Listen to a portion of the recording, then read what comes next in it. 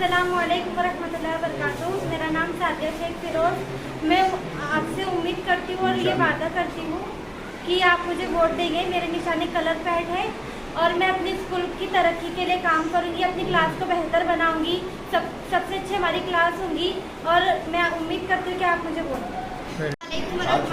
अस्सलाम वालेकुम वरहमतुल्लाहि वबरकातुहू। मेरा नाम अलशिफा चंगेज़ पिंजारी है। जैसे कि मैं हमारी क्लास के बच्चों का बड़ा शुक्रिया अदा करूंगी जिन्होंने मुझे मौका दिया इलेक्शन में खड़े रहने का, और मैं उनसे ये उम्मीद करती हूँ कि वो मुझे जिता के लाए। मेरी निशानी किताब है।